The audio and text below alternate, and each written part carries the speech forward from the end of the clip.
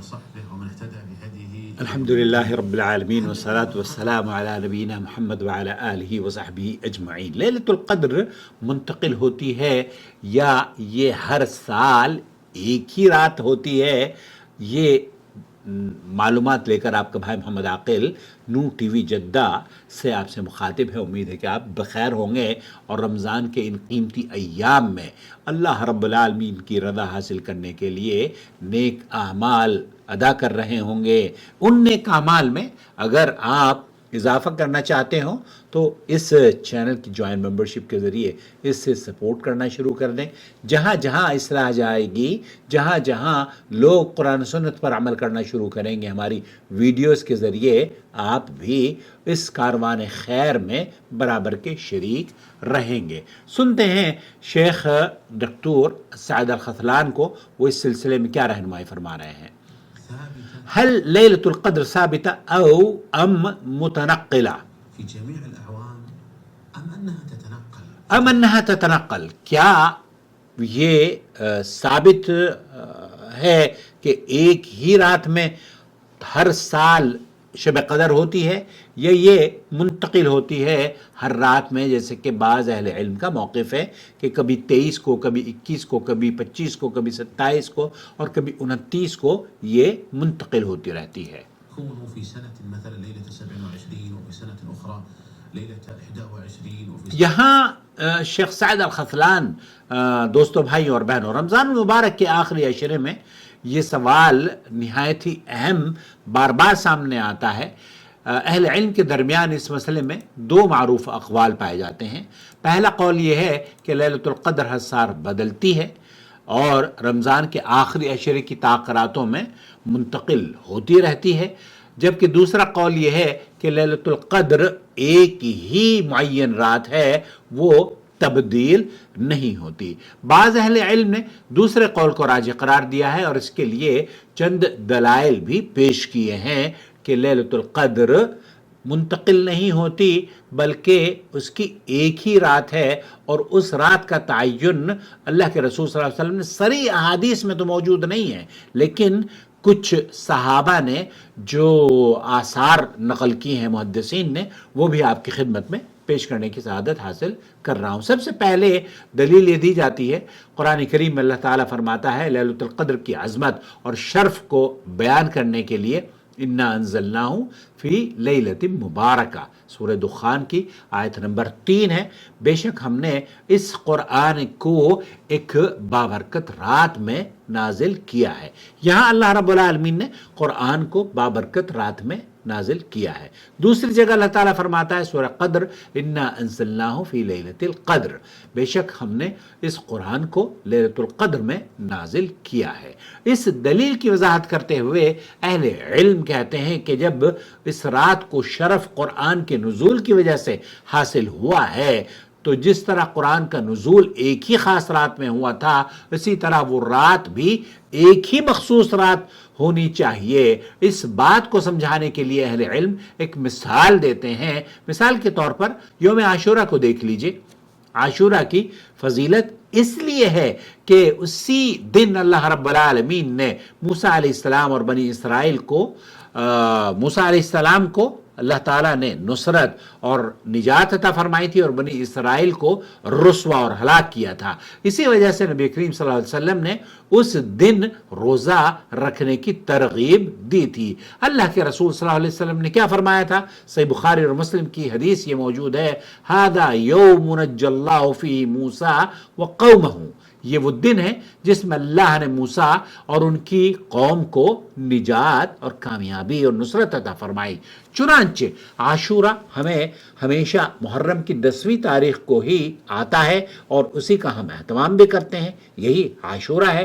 یہ کبھی 9ویں یا 11ویں کو منتقل نہیں ہوتا کہ یہ کہا جائے کہ عاشورہ کا روزہ ہم 8ویں کو بھی رکھ سکتے ہیں، 7ویں کو بھی رکھ سکتے ہیں، 6ٹھی کو بھی رکھ سکتے ہیں، یہ منتقل نہیں ہوتا، چونکہ اس کا تعلق اللہ رب العالمین نے اس نصرت سے رکھا ہے جس نصرت کو اللہ نے موسیٰ علیہ السلام اور قوم کو عطا فرمایا، وہ سعادت بخشی، اور اس دن کی خاص فضیلت اس لیے ہے کیونکہ فرعون کو اللہ رب العالمین نے غرق کیا.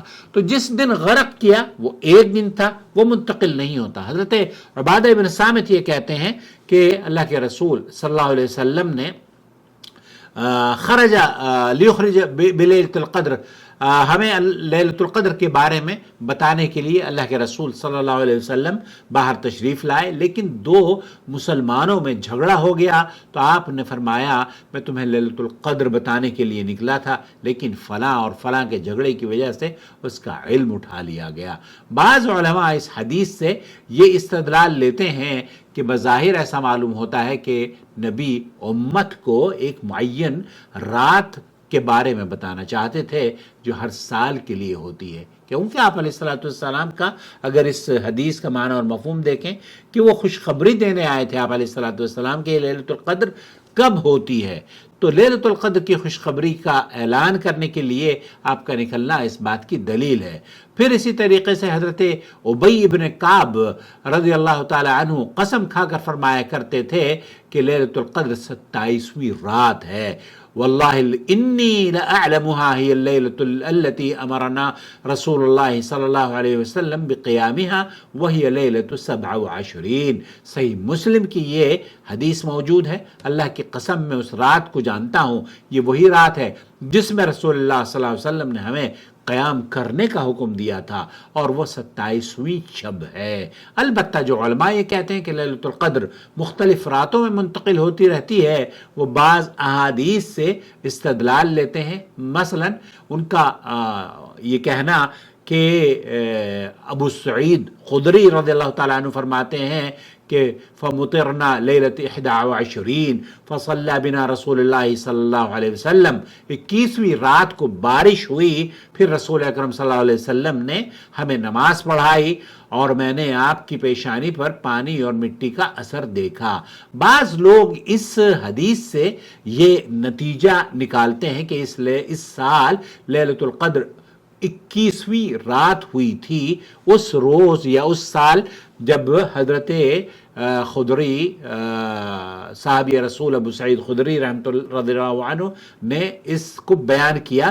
تو یہ کہتے ہیں کہ اس سال لیلۃ القدر 21ویں رات ہوئی تھی. لیکن اس استدلال کا جواب یہ دیا جاتا ہے کہ دوسری روایات میں 23ویں رات کے بارے میں بھی اس طرح کا واقعہ آیا ہے، اس لیے صرف ایک رات کی بنیاد پر کسی ایک رات کو قطعی طور پر لیلۃ القدر قرار دے دینا درست نہیں معلوم دیتا.